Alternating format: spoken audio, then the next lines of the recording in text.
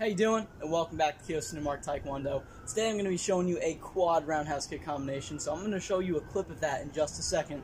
And then I'm going to show you the steps so you can learn it yourself. So if you're ready to go, let's get started.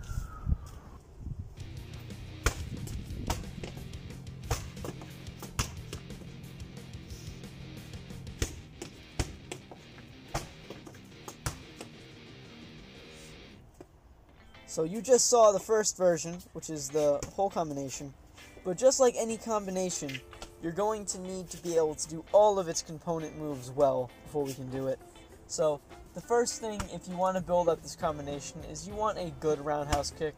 And I don't mean that you can do a roundhouse kick, I mean a good one. And it's super important to have a really good rear leg roundhouse kick because it is a very common technique, and just like the famous martial arts saying goes, I don't fear the martial artist who practices 1,000 kicks once, but one kick 1,000 times.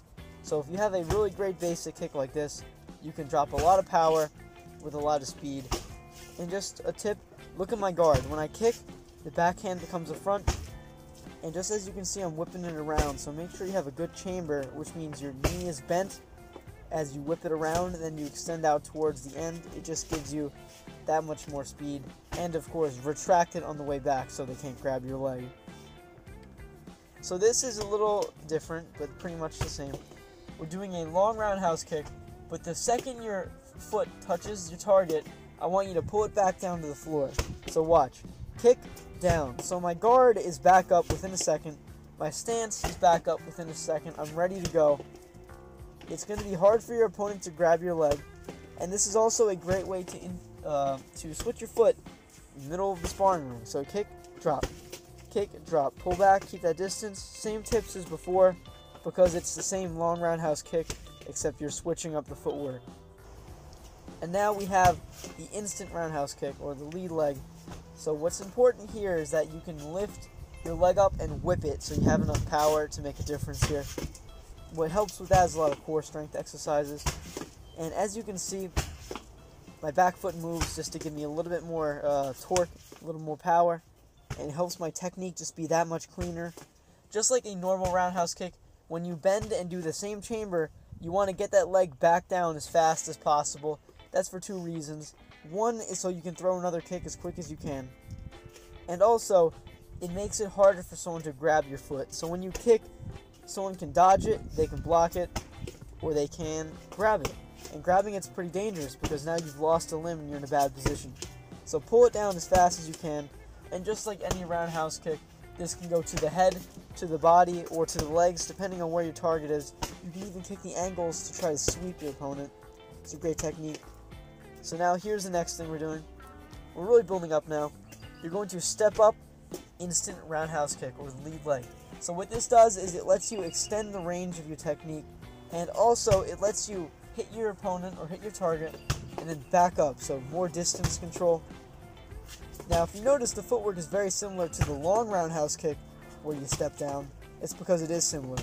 So the second you kick, you want to pull that leg back down so it can't be grabbed, and also so you're ready to do something else as fast as you can. So if you're trying to learn how to do this, I'm doing it a little quick. The back foot moves up, and then when it's in the same spot as the front foot, you lift the front foot up, kick, and it's like a little replacement, so you're replacing the foot. Very good technique, as you can see right there. So stance, I step, kick, step, back. Step, kick, step, back, just like that. Very good kick. Now here's what you don't want to do with this one. You don't want to rely on it too much because you're afraid to get hit.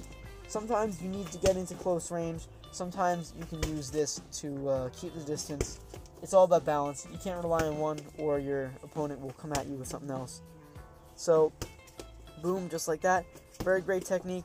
You can also use it to build into another combination. Classic move. So, check this out. We're having the first combination. So, long roundhouse kick, step back, and then step up roundhouse kick with the front foot. So, it's long roundhouse, step back, step up, step back. So if you watch right there, it sounds a little confusing, but what it lets you do is it lets you reset and attack your opponent really quickly, or just hit the pad really well and fast.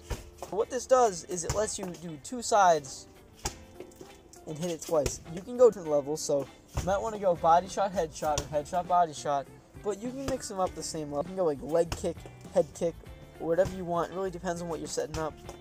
But just for a lot of core strength, for you to be able to whip your leg around, you have a good technique, practice your chambers, and you want to get that foot planted as soon as possible. And also, keep your hands up. Don't let them get sloppy. So now we're going to move into some more advanced. We're almost there, trust me. So this is this combination, and then we have our final. So, okay, it's a little complicated. So you're going to go instant, long step back, step up, step back. So just lift up, kick, back leg kick, step up, front foot kick, step back.